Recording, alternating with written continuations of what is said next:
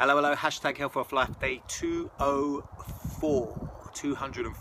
Okay, two questions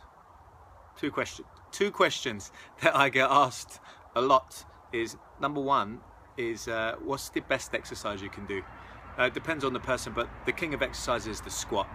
Probably you could argue the deadlift is the next one, but everyone knows a squat anyway. So the king of exercise is a squat because it's one movement that uses so many muscles in the body.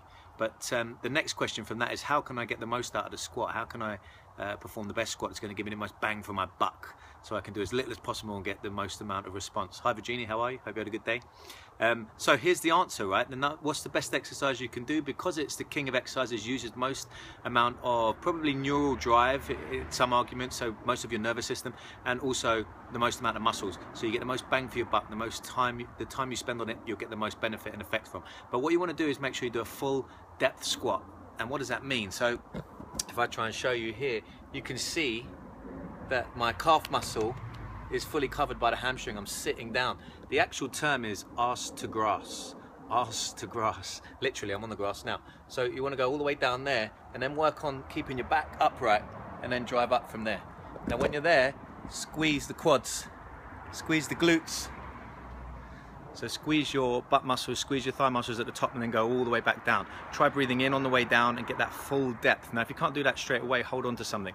A bar, a door frame, something solid that's not going to go over as you squat down. I've seen that a few times. Got some stories on that one. All right, so make sure it's full depth. Now the next question is, how do you get the most out of it? Because some people can't get that full depth. And the main reason for that is actually tight calves, tight calf muscles. So the muscles just above your ankle and below the knee. So that's the calf muscle. So you want to stretch those.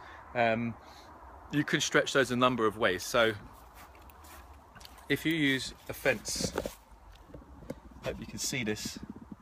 So you can use the stretch like that.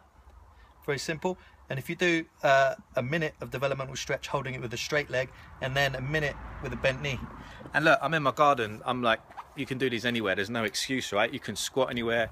I wanted this to be, you know, I'm gonna get some light, there we go. I want this to be natural, normal, that you could take it anywhere, do it anywhere, and you get your bang for your buck. So perform a few calf stretches and then do 8 to 12 squats, full depth.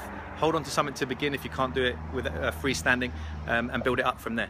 Do 8 to 12 and get that full contraction. So full depth to the bottom. That will really get your glutes fired, get your butt toned. That's one of the best things. So the bottom third of the squat movement is really going to make your glutes fire, and that's what we want to tone up those glutes. And they're big muscles, so they burn a lot of calories, right? So over time you build them up, you get more muscle tone. They look good, but they also are acting as a calorie furnace for you and burning off what you eat. So if you make your diet a little bit cleaner, a little bit better, you'll potentially lose a little bit more weight.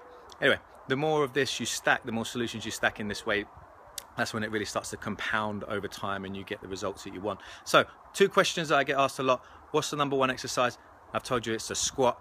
2, how do you get the most out of that exercise? Stretch your calves before you do the squat and do a full depth squat. 8 to 12 reps. You can do that once a day and you can build it up to do, 4, 5, 6 sets if you want. But once a day, every single day, no fail, just like these videos, then you'll build the momentum and you'll get the skill and you'll get the muscle and you get what you want. There you go. All right, that's it. Remember, happy is a skill that you can learn, and squatting full depth is a better way to bring out your personal best. Press that share button now, get the information out. Any questions, let me know, and I'll see you tomorrow. Have an amazing rest of the day.